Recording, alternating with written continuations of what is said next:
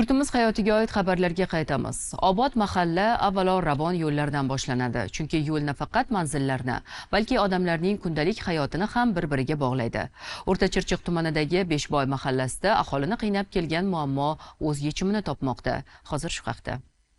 O'rtachirchiq tumani Beshboy mahalla fuqarolar yig'inining Navro'z ko'chasi aholisini yillar davomida yo'l muammosi qiynab kelgan. Yomg'irli kunlarda loy, yozda esa chang ko'tarilishi aholiga noqulaylik tug'dirgan. Men shu yerga ko'chib kelganimga 38 yil bo'ldi. Shu ko'chalarda yurish juda qiyin edi, haqiqatan ham.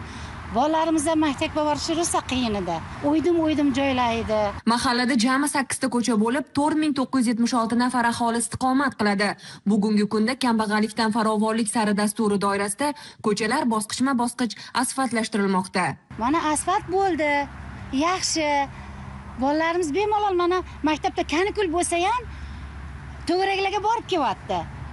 O'zimiz ham kechki ayniqsa kechki sayrga chiqqanimizda ham mana asfaltlarda bemalol yuribmiz. Nevaralarimizni bemalol olib yuribmiz.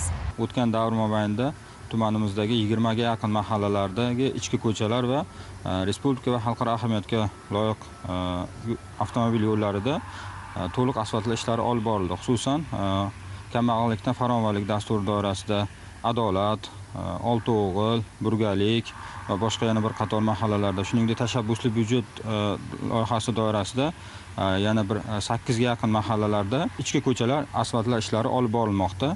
Biz ko'rib turgan mana shu Beshboy mahallasining Navro'z ko'chasida ham 1 kilometr 200 metr qismi to'liq asfaltlanib, aholiga foydalanishga topshirildi. Bunday ishlar mustaqilligimizning 35 yilligi arafasida hozir kunda yana davom ettirilmoqda. Tekis va ravon yo'llar aholining uzog'ini yaqin, og'irini yengil qildi. Natijada mahalla infratuzilmasi yaxshilanib, fuqarolar uchun yanada qulay sharoit yaratildi.